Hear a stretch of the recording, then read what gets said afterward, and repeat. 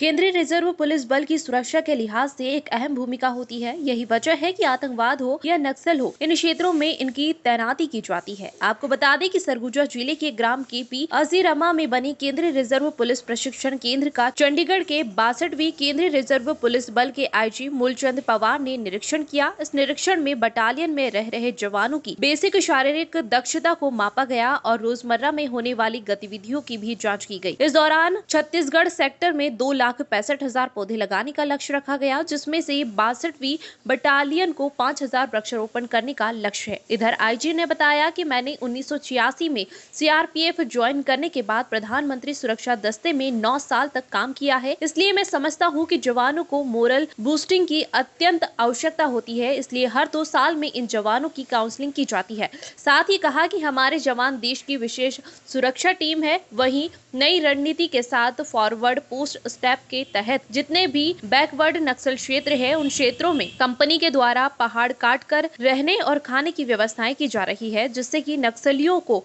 और आगे धकेला जा सके और फोर्स को जितना अंदर ले जाया जा सकता है उतना ले जाया जाएगा। साथ ही कहा कि सेंट्रल और स्टेट की पुलिस को तालमेल बनाकर चलना होगा, तभी नक्सलवाद पर काबू पाया जा सकता है। अभी ये जो नया स्टेप लिया गया है, जो फॉरवर्ड पोस्ट हमारी बनाई गई हैं, ये एक चैलेंजिंग जॉब है। जहाँ पे रहने की व्यवस्था नहीं थी, वहाँ पे पहाड़ काट करके उनके टेंटों में उनके रहने की व्यवस्था की जा रही है, उनके लिए पीएफ हट बनाए जा रहे हैं।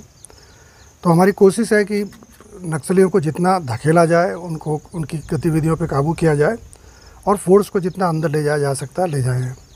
हम लोग प्रशासन से यही उम्मीद करते हैं कि जो सुविधाएँ जवानों को इन फॉरवर्ड पोस्ट में दी जानी चाहिए वो उनको मिलनी चाहिए, और उनके जो जिस प्रकार के भत्ते हैं उनके लिए भी प्रयास करेंगे हम लोग।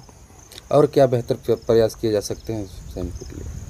नहीं, प्रयास यही है कि सभी सेंटर और स्टेट और पुलिस फोर्सेस, चाहे स्टेट हो चाहे सीआरपीएफ हो, सभी को एक ही मोड में आकर के अब इस समस्या का समाधान करना चाहिए, निपटना चाहिए। आपने देख लिया, चाहे वो पंजाब हो चाहे त्रिपुरा हो, जहाँ पे सरकार और स्टेट और सेंटर दोनों और पुलिस और सीआरपीएफ एक ही मोड पे चले, वहाँ ये जितनी भी समस्याएं हुई उग्रवादियों से संबंधित वहाँ पे समाप्त किया गया है। तो यही मैं उम्मीद करूँगा कि यहाँ पे भी जो कोऑर्डिनेशन सेंटर फोर्सेस, सीआरपीएफ और स्टेट पुलिस का बना रहे और स्टेट प्रशासन का सहयोग मिलता रहे, तो इस समस्या को हम जल्द ही समाप्त करेंगे।